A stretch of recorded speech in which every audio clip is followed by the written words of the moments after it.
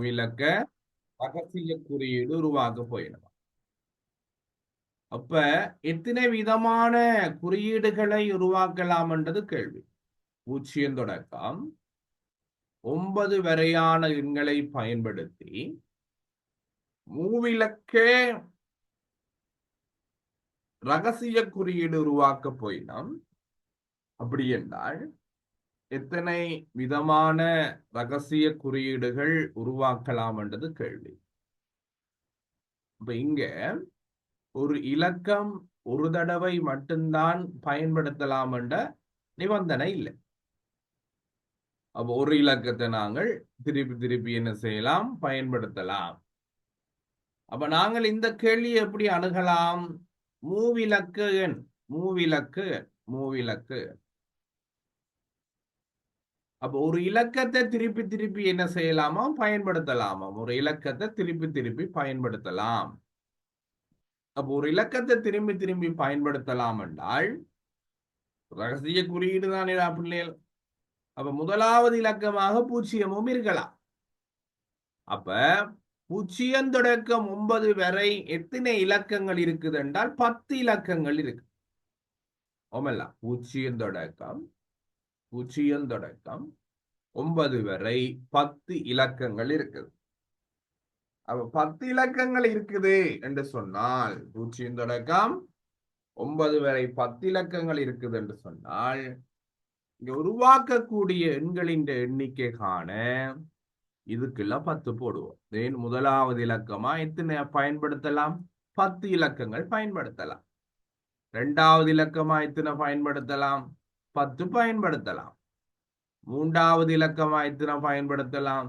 10 இலக்கங்கள் பயன்படுத்தலாம். அப்படி என்றால் 3 பேரையும் பெருக்க வேணும். என 3 பேரையும் பெருக்க வேணும்.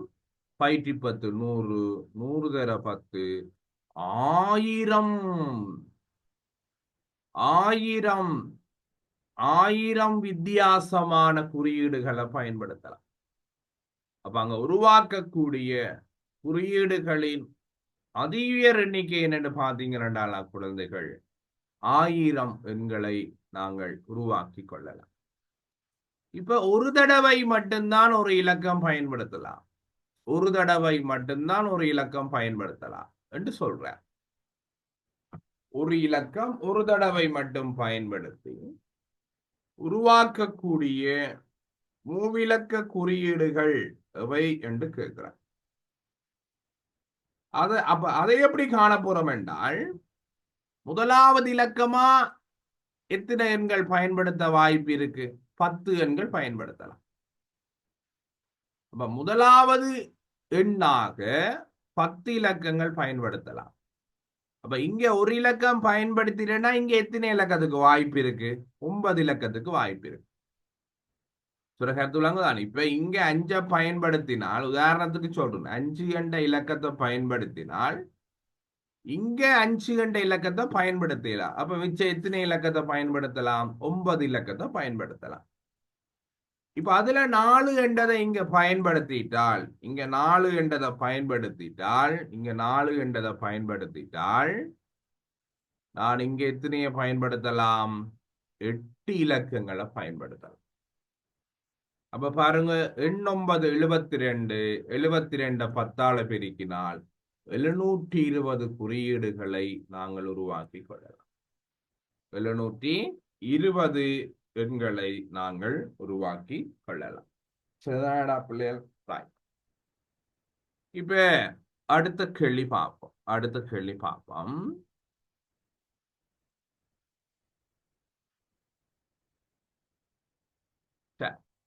இப்ப ரெண்டாவது கேள்வி பாருங்கோடா.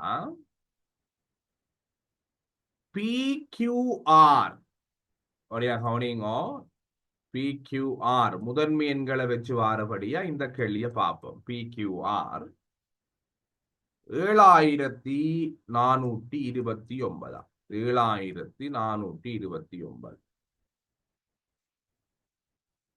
இங்க PQR என்பது அடுத்து வரும் முதன்மை எண்கள். நீங்க சோட்டா கேள்வியை நோட் பண்ணிக்கொள்ளலாம். PQR சமன் 7429. இங்க PQR என்பது அடுத்து வரும் முதன்மை எண்கள். கேள்வி மிகச்சிறிய முதன்மை எண் யாது என்றது கேள்வி. அப்ப இங்க PQR நாங்கள் கண்டுபிடிக்கலாம். எப்படி கண்டுபிடிக்க போறோம் என்றால், இந்த 7429 ஒரு பெரிய பெருமானம் இல்லை. 3 எண்கள் பெருக்கப்பட போறார். அந்த 3 எண்களும் அடுத்து வார எண்களாகவும் இருக்க போது, 3 வேறு எண்களும் அடுத்து வார எண்களாகவும் இருக்க போது, முதன்மை எண்களாக இருக்க வேணும். 7429 பெற வேணும். அப்ப நான் என்ன செய்கிறேன்? 7429 முதன்மை எண்களின் பெருக்கமா எழுதப்போம். ஏன் அவர் என்ன சொல்றார்? பி தர கியூ தர ஆர் தானே 7429. அப்ப முதன்மை எண்களின் பெருக்கமா தான் எழுதி கிடக்கு. அப்ப நான் 7429 முதன்மை எண்களின் பெருக்கமாக எழுத போறேன். பிரைம் ஃபேக்டர்ஸ் இந்த மல்டிபிள். அப்ப 7429 ரெண்டால வகுக்கேலுமா? வகுக்கேலாது. ஏன் இரட்டை எண் இல்ல. அடுத்த முதன்மை எண் 3ஆல வகுக்கேலுமா? இல்ல. ஏன்? இலக்க சுட்டிய பார்க்கலாம். 7 4 11 2 13 9 22. அப்ப இவர் 3ஆலையும் வகுபட மாட்டு. அடுத்த முதன்மை எண் 5ஆல வகுபட மாட்டுது. அடுத்த முதன்மை எண் 7ஆல வகுபட மாட்டுது. அடுத்த முதன்மை எண் 11ஆல வகுபட மாட்டுது. அடுத்த முதன்மை எண் 13ஆல வகுபட மாட்டுது. அடுத்த முதன்மை எண் என்னடா பிள்ளைகள்? 17ஆல வகுபடும். பாருங்க, 17ஆல. அப்ப 17ஆல நாங்கள் வகுத்தால் 17 4 68. 3 முறை இஞ்சால 7. அவ விடை என்ன? 437. அவர் அடுத்து வார முதன்மை எண்கள் என்று சொன்னபடியால் அடுத்த முதன்மை எண் என்னடா பிள்ளைகள்? 19. 19. அப்ப 19ஆல பிரிச்சம் என்றால் 23. இனி 23ஆல பிரிச்சால் 1. அப்ப பாருங்க, 17 தர 19 தர என்னடா குழந்தைகள்? 23. 23. அப்ப அவர் கேட்கிற மிகச்சிறிய முதன்மை எண் 17, மிகப்பெரிய முதன்மை எண் கேட்டார் என்றால் 23. அப்ப இங்க முதன்மை எண்கள் என்றதை நீங்கள் ஞாபகம் வச்சுக் கொள்ள வேண்டும். முதன்மை எண்கள் கருத்து விளங்குதாடா பிள்ளையர்? ரைட், நோட் பண்ணிக்கொள்ளும் கூட, நோட் பண்ணிக்கொள்ளும்.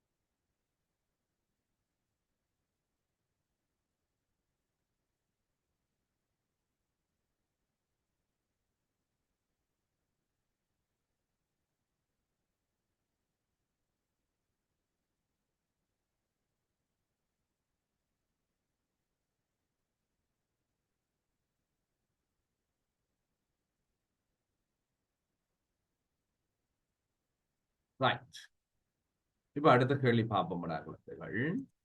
இப்ப ஒரு சுவகம் ஒன்று தார வடைய கவனிங்க எல்லாரும். ஒரு சுவகம் ஒன்று தார, இந்த சுவகத்திட நீளம் 3y சக உண்டு. 3y சக உண்டு. அகலம் 2y. இந்த செவ்வக வடிவமானது 18 சென்டிமீட்டர் பக்க நீளம் கொண்ட 18 சென்டிமீட்டர் பக்க நீளம் கொண்ட ஒரு சமபக்க முக்கோண வடிவமாக மாற்றப்படுகிறது எனில் y-யின் பெருமானத்தை காண்க என்றது கேள்வி. y-யின் பெருமானத்தை காண்க. அப்ப அபிஸ்னா கதைங்கோ என்னென்று செய்யலாம் இந்த கேள்வி? அபிஸ்னா கதைங்கோ மைக்கோன் பண்ணும். அபிஸ்னா என்னென்று இந்த கணக்கு செய்யலாம்? 3y plus 2y கூட்டி போட்டு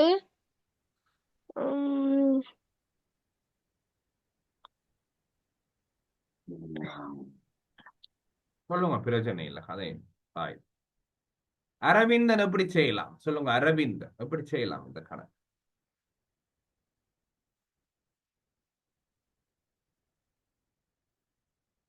அரவிந்தன்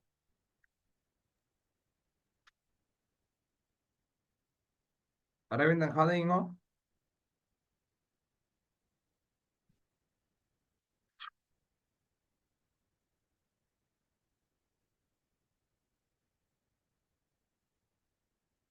இல்ல, சரி பிள்ளைகள் வடிவா பாருங்கடா குழந்தைகள். இந்த செவ்வகம்தான் இந்த முக்கோணியாக மாற்றப்படுது என்றால், இந்த செவ்வகம்தான் இந்த முக்கோணியாக மாற்றப்படுது. 24 இந்த செவ்வகம்தான் இந்த முக்கோணியாக மாற்றப்படுது என்றால், இந்த ரெண்டு பேற்ற சுற்றளவும் எப்படியாக இருக்க வேணும்? சமனாக இருக்க வேணும். இர்ஃபானா ஓகேயா? இர்ஃபானா இர்ஃபானா ஹதைங்க.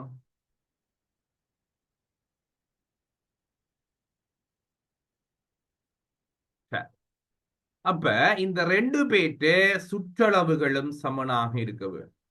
ஆகவேடா குழந்தைகள், இந்த 3y இந்த உண்டு 3y சக உண்டு சக 2y இவரை கூட்டி 2ஆல பெருக்கவார பெருமானம் இவற்ற சுற்றளவுக்கு சமனாக இருக்கும். ஏன் இவர்தான் இப்படி மாற்றப்படுகிறார் என்ன? அப்ப இவற்ற சுற்றளவு என்னடா குழந்தைகள்? 24 தர 3 72 சென்டிமீட்டர்.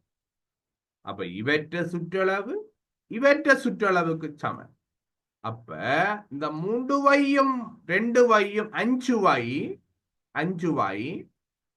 5y சக உண்டு இந்த 72 அரைவாசி 36க்கு சமன். வடிவாப்பாரு, இவற்ற சுற்றளவு 72க்கு சமன் என்றால் இவற்ற சுற்றளவின் அரைவாசி ஒரு நீளத்தையும் ஒரு அகலத்தையும் கூட்டவார பெருமானம், ஒரு நீளத்தையும் ஒரு அகலத்தையும் கூட்டவார பெருமானம் 72 அரைவாசிக்கு சமன்.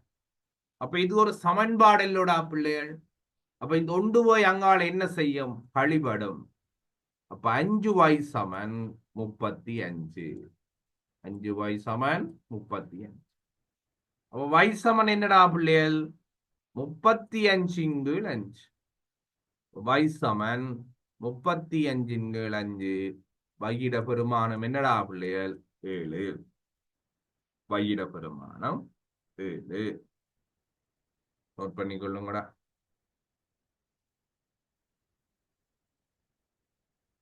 நோட் பண்ணு.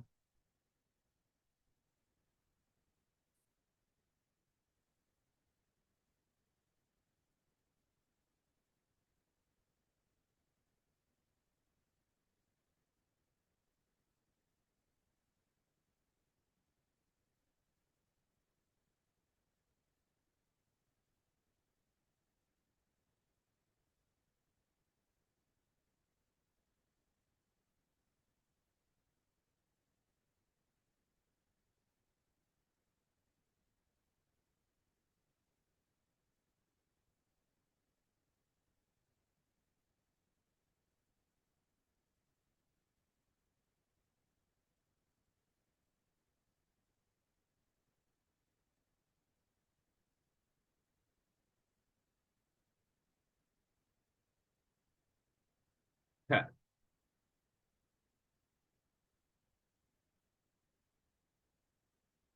இப்ப அடுத்த கேள்வி பாருங்கடா பிள்ளைகள். அடுத்த கேள்வி பாருங்க.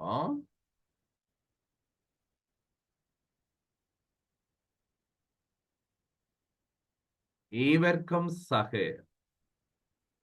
ஏபி, ஏ வர்க்கம் சக ஏபி சமன் 42.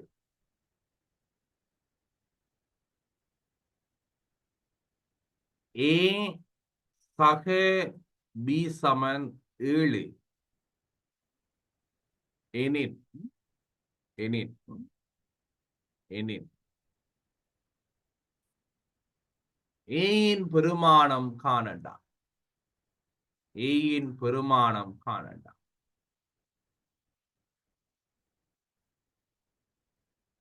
ராய், ஒரு ஆள் விட போட்டாச்சு, ஜதுவர்மன். Very good. மெட்டாக்கள் பாப்போம், ஒரு விட போடுங்க பாப்போம். ராய், ரதிகேசன் விட போட்டாச்சு. Very good.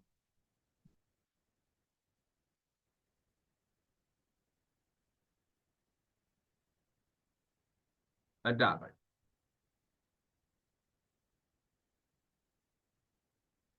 மெட்டாக்கள். சரி, இங்க பாருங்கடா பிள்ளைகள். இங்க நாங்கள் எப்படி யோசிக்க வேணும் என்று சொல்லி கேட்டால், ஏசகபி தந்து கிடக்கிறபடியால் இவருக்குள்ள ஏசகபியை உருவாக்க வேண்டும். படியா பாருங்க, ஏசகபி தந்திருக்கிறபடியால் இவருக்குள்ள ஏசகபியை நாங்கள் உருவாக்கி கொள்ள வேணும். உருவாக்கி கொள்ள வேணும். அப்ப இவருக்குள்ள ஏசகபியை உருவாக்க வேணும் என்றால் நாங்கள் ஈயால காரணிப்படுத்தலாம். ஈயால காரணிப்படுத்தலாம். காரணிப்படுத்தல் படிச்சனா பொதுவான ஆங்கில இலக்கத்தால பிரிக்கிறார். அப்ப இங்க ஏ பொதுவா இருக்கிறபடியால் ஏ வர்க்கத்தை ஏயால பிரிப்போம். ஆறால பிரிக்க போறோமோ அவரை வெளியில எழுதுவோம். அப்ப பாருங்க, ஏ வர்க்கத்தை ஏயால பிரிச்சா என்ன மிஞ்சும்? ஏ மிஞ்சும். ஏபிய ஏயால பிரிச்சால் பி மிஞ்சும். ஏபிய ஏயால பிரிச்சா பி மிஞ்சும். சமன் 42. இது காரணிப்படுத்தல் பிள்ளை. உதாரணத்துக்கு எக்ஸ் வர்க்கம் சய எக்ஸ்ஒய்ய காரணிப்படுத்துக என்றால் ரெண்டிடமும் இருக்கிறது எக்ஸ் அடா பிள்ளை. அப்ப எக்ஸ பொதுவா எடுத்தால் இங்க எக்ஸ் மிஞ்சும், சய இங்க என்ன மிஞ்சும்? y மிஞ்சும். அப்ப இவர்தான் காரணிப்படுத்த. அப்ப இங்க ஏஎல்ல பொதுவா கிடக்கு. அப்ப ஏ எடுப்போம். சக இங்க ஏ வரும், பி வரும். அப்ப ஏய வெளியில எடுத்தால் பி மிஞ்சும். அப்ப பாருங்க, இங்க என்ன வந்துட்டார்? ஏ பெருக்கம் ஏ சக பி. ஏ சக பிக்கு பெருமானம் என்ன? 7. அப்ப ஏய 7ஆல பெருக்கினா தான் 42 என்றால் ஏயிட பெருமானம் என்ன? 7 6 தானே 42. அப்ப ஏயிட பெருமானம் 6. ஏயிட பெருமானம் 6. சரிதானேடா? நோட் பண்ணிக்கொள்ளுங்கடா, நோட் பண்ணிக்கொள்ளுங்க.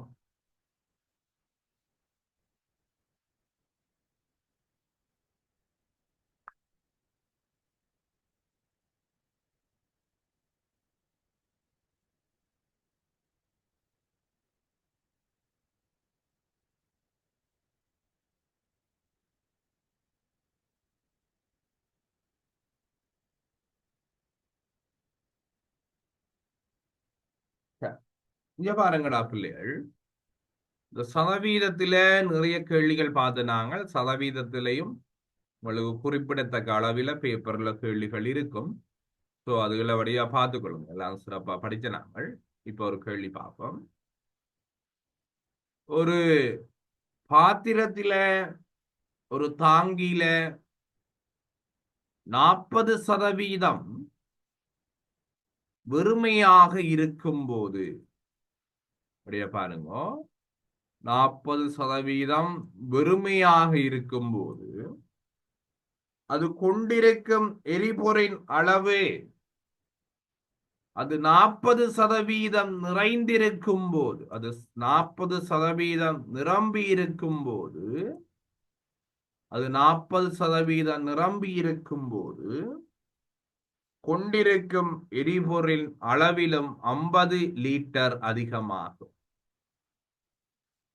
தாங்கின்ற முழு கொள்ளளவு என்ன என்றது கேள்வி. சதவீதம் எல்லாம் படிச்சனா சட்டில் ஆன்சரை போடுங்க பாபா. 40% வெறுமையா இருக்கேக்குள்ள ஜதுவர்மன், very good. 40% வெறுமையாக இருக்கேக்குள்ள அந்த தாங்கிக்குள்ள எரிபொருள் 40% நிரம்பி இருக்கேக்குள்ள உள்ள எரிபொருளும் பார்க்க 50 லிட்டர் கூடவா. அப்ப தாங்கி முழுக்க நிரப்புறண்டா இவ்வளவு எரிபொருள் வேணும்ன்றது கேள்வி.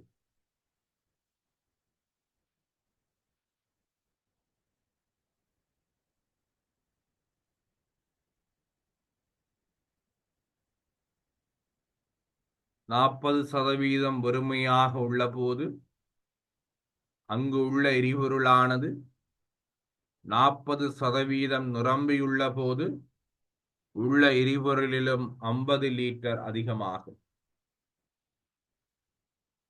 கேள்வி தாங்கியின் கொள்ளளவு. எல்லாரும் செய்யணும். ஆன்சரை போடுங்க.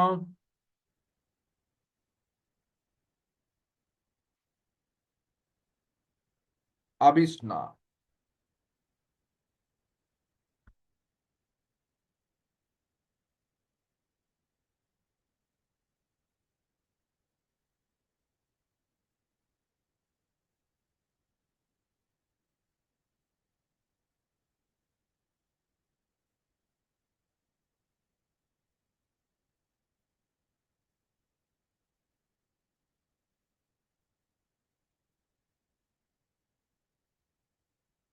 எல்லாரும் செய்து போடுங்க பிள்ளைகள், ஆன்சரை போடுங்க.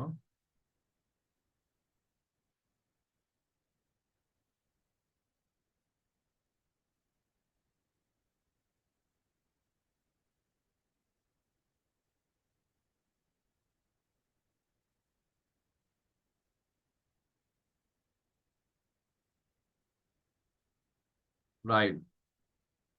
மாதேஸ்வன் சரி. 28ஆம் நம்பர் பிழை.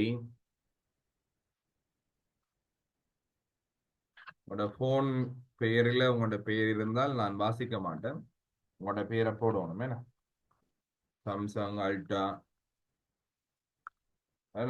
கேலக்சி என்று இருக்கலாதானே.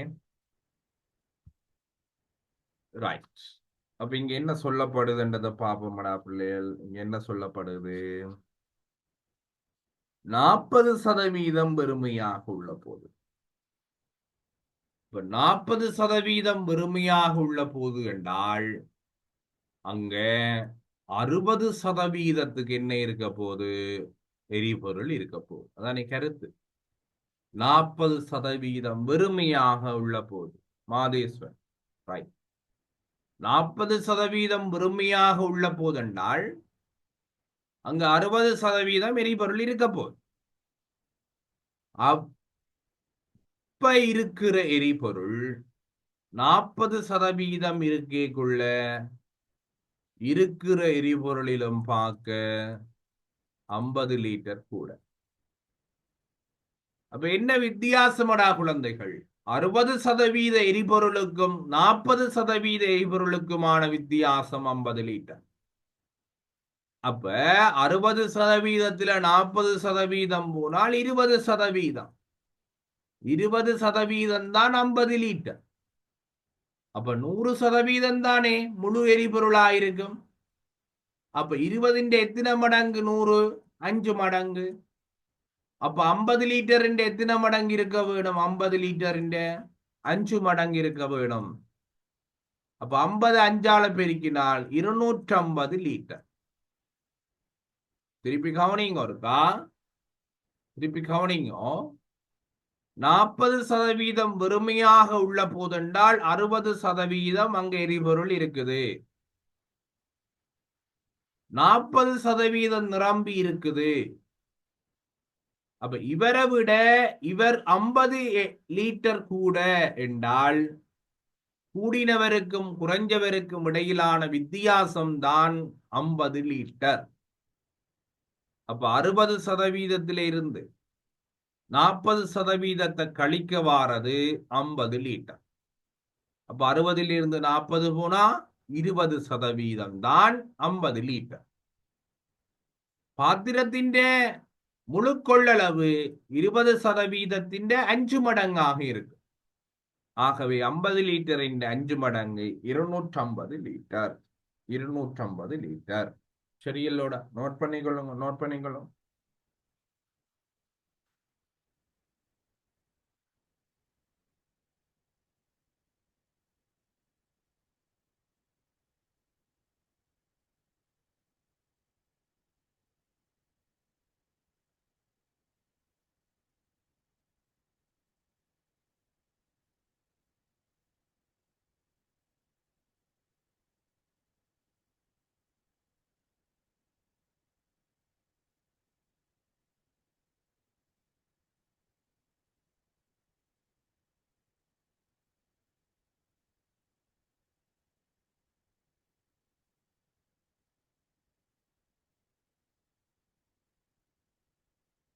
எழுதுங்க, எல்லாத்தையும் எழுதுங்க, அப்பதான் ஞாபகம் வரும்.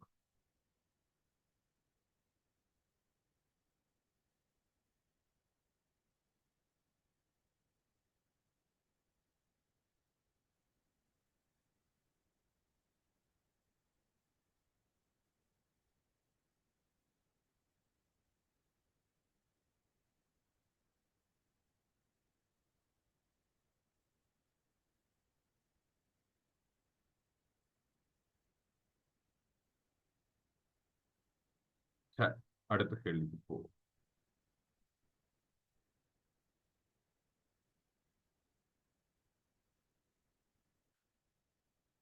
இங்க பாருங்கடா பிள்ளைகள், இந்த ஈறுவரிசைப்படுத்தல் அதுல ஒரு விஷயம் கேட்கலாம். இப்ப 4.5 தர கவனிங்க, 10 வலு, 10 வலு. அடுத்தது 0.0045.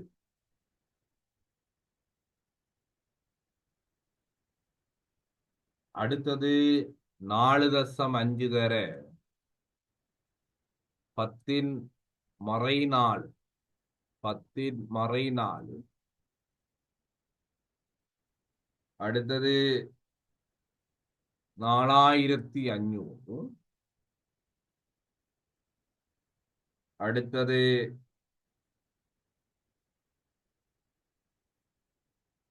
4.5 தர 15.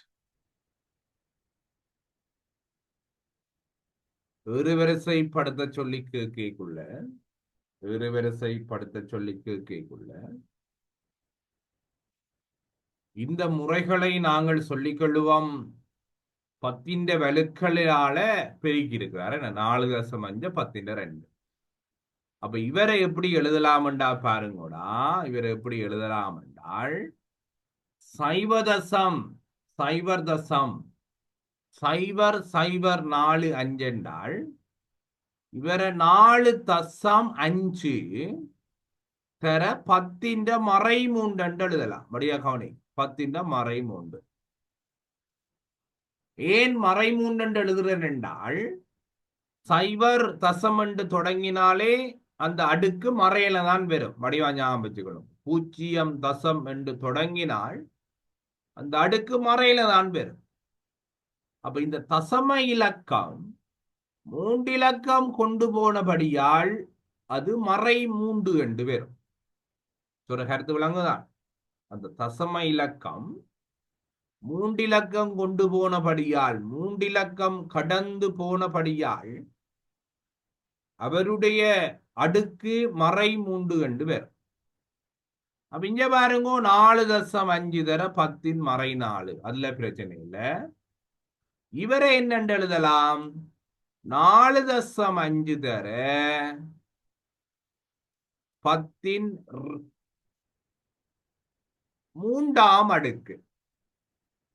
ஏன் மூன்றாம் அடுக்கு என்றால் இந்த 4500க்கு தசமம் எங்க இருக்கும்? பின்னுக்கு இருக்கும். மடியா கவனி, ஒரு முழு எண்ணுக்கு தசமம் பின்னுக்கு இருக்கும். அப்ப 4500 இங்கால பின்னுக்கு இருக்கும் தசமம்.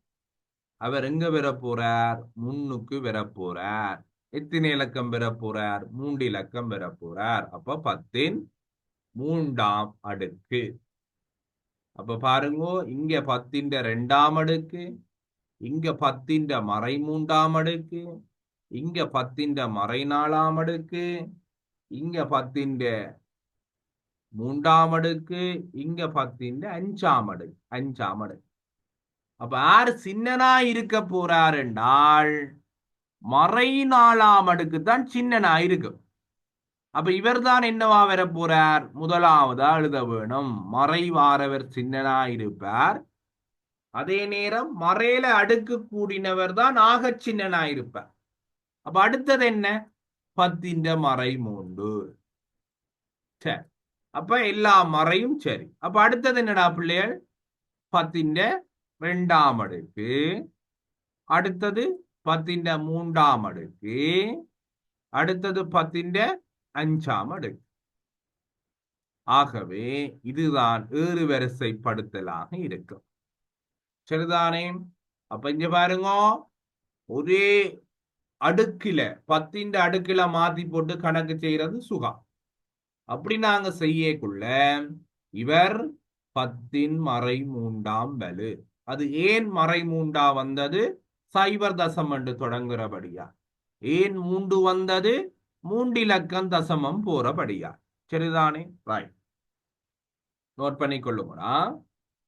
ஓகேடா பிள்ளைகள், 6 மணி ஆயிட்டு. நீங்கள் எல்லாரும் பள்ளிக்கிடங்களுக்கும் போக வேணும், நாங்களும் பள்ளிக்கிடம் போக வேணும். ஸோ நாங்கள்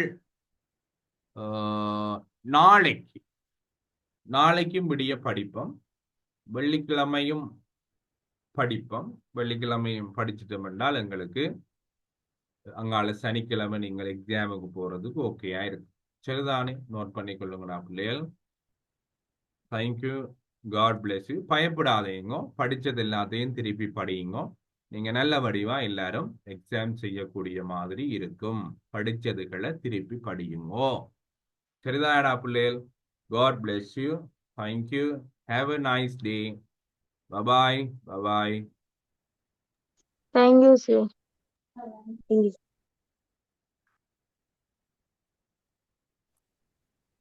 Thank you, sir. Thank you and God bless you. Thank you, sir. Thank you. God bless you. Have a nice day, பிள்ளைகள். Thank you, sir. Thank you. எல்லாம் வலிக்கிட்டு இருக்கிறாங்க.